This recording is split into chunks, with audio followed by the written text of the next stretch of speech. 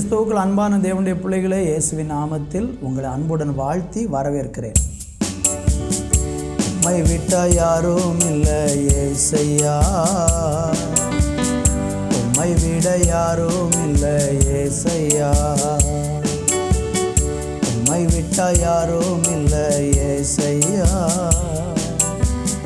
உம்மை விட யாரும் இல்லை ஏசையா. நீங்க போதும் எனக்கு, நீங்க போதும் எனக்கு, நீங்க போதும், நீங்க போதும், நீங்க போதும் எனக்கு, நீங்க போதும் எனக்கு, நீங்க போதும் எனக்கு, நீங்க போதும், நீங்க போதும், நீங்க போதும் எனக்கு. உம்மை விட யாரும் இல்லை ஏசையா, உம்மை விட்ட யாரும் இல்லை ஏசையா. ஆபிரகாமின் தேவனும் நீதானையா, ஈசாக்கின் தேவனும் நீதானையா, யாக்கோவின் தேவனும் நீதானையா, என்னுடைய தெய்வமும் நீதானையா. ஆபிரகாமின் தேவனும் நீதானையா, ஈசாக்கின் தேவனும் நீதானையா, யாக்கோவின் தேவனும் நீதானையா, என்னுடைய தெய்வமும் நீதானையா. என்னுடைய உழைப்பை யார் வந்து பறித்து கொண்டாலும் என் தலை உயர்த்துபவர் நீதானையா.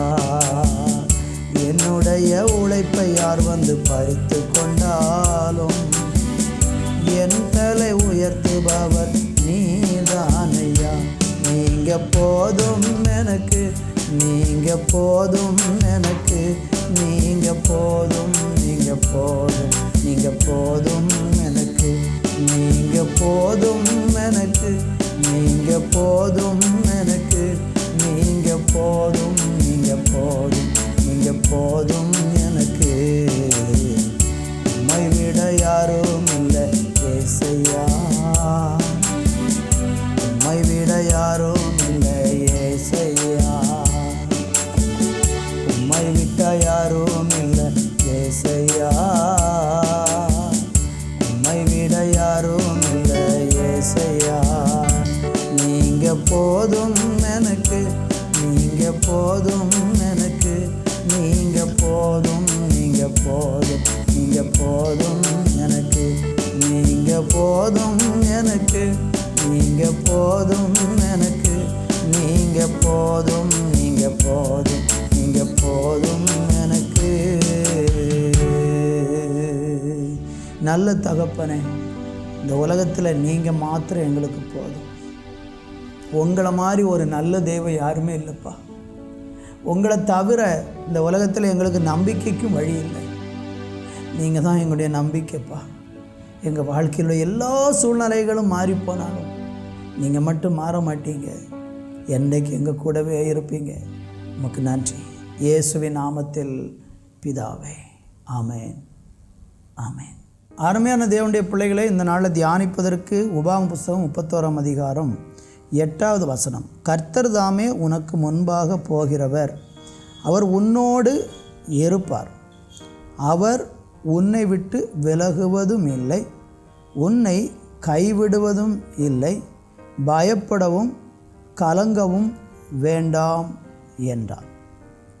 அருமையான தேவனுடைய பிள்ளைகளே, ஆண்டவராகிய தேவன் மோசையை அழைத்து ஆண்டவருடைய ஊழியத்தை செய்யும்படியாக அவனை ஏற்படுத்தினார். அப்பொழுது மோசையினுடைய ஊழியம் முடித்து யோசுவா ஊழிய பொறுப்பை எடுக்கும் பொழுது அவனுக்குள்ளே மிகுந்த பயமும் கலக்கமும் இருந்தது. உடனே மோசை அவருக்கு இந்த வார்த்தையை சொல்கிறார். கர்த்தர் உமக்கு முன்பாக போகிறவர், அவர் உன்னோடு இருப்பார், அவர் உன்னை விட்டு விலகுவதும் இல்லை, உன்னை கைவிடுவதும் இல்லை என்று மோசை யோசுவாவை தைரியப்படுத்தி அனுப்பினார். யோசுவாவும் அந்த மோசை சொன்ன ஆண்டவருடைய வார்த்தையை நம்பி அவனும் ஊழியத்துக்கு புறப்படுகிறான்.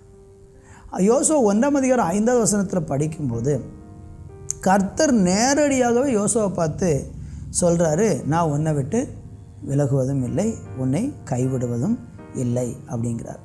நான் மோசையோடு இருந்தது போல உன்னோடு இருப்பேன் என்று ஆண்டவர் சொல்லுகிறதை பார்க்கிறோம். என கேட்கிற அருமையானவர்களே, நம்முடைய வாழ்க்கையில் அநேகர் நம்மளை விட்டு விலகி போயிடுவாங்க. எப்பப்போ விலகுவாங்க? வியாதி வந்தால் விலகிடுவாங்க, கடன் அதிகமாகும்போது விலகி விடுவாங்க. நம்மளை கொண்டு மற்றவர்களுக்கு பிரயோஜனம் இல்லை என்கிற ஒரு நிலை வரும்போது, அல்லது நம்ம ஏதோ ஒரு விதத்தில் இந்த உலகத்தில் சில துன்பத்தின் பாதையில் கடந்து போய் மற்றவர்களுக்கு ஒரு உதவி செய்ய முடியாத அளவுக்கு நாம் சில நெருக்கடிகளில் சிக்கி கொள்ளும்போது அநேகர் நம்மளை விட்டு விலகி போயிடுவாங்க. பைபிள் அதற்கு நிறைய ஆதாரம் இருக்கிறது. யோபனுடைய வாழ்க்கையில் எல்லா சூழ்நிலையிலும் அவனுடைய நண்பர்கள் கூட இருந்தவங்க நெருக்கப்படும் போது அவரை விட்டு விலகி ஓடி போயிட்டாங்க. இப்படி தான் நம்முடைய வாழ்க்கையும். நீங்கள் கூட இந்த மாதிரி சூழ்நிலையை உங்கள் வாழ்க்கையில் அனுபவிச்சிருக்கலாம். ரொம்ப நேசித்தவங்க, ரொம்ப அன்பு கூர்ந்தவங்க, உங்களுக்குன்னு ஒரு கஷ்டமோ ஒரு வியாதியோ ஒரு பலவீனமோ வருகிறதான சமயத்தில் உங்களை மற்றவர்கள் புறக்கணித்து உங்களை விட்டு விலகி போகிறத நீங்கள் பார்க்க முடியும். ஆனால் ஆண்டவர் சொல்கிறாரு, ஸ்தோத்திரம், நம்மளை விட்டு அவர் விலகுவதும் இல்லை, உங்களை கைவிடுவதும் இல்லை என்று சொல்கிறார். நீங்கள் எபிரேயர் 13:5 படிக்கும்போது நீங்கள் பண ஆசை இல்லாதவர்களாய் நடந்து உங்களுக்கு இருக்கிறவைகள் போதும் என்று எண்ணுங்கள், நான் உன்னை விட்டு விலகுவதும் இல்லை, உன்னை கைவிடுவதும் இல்லை என்று சொல்லியிருக்கிறார்.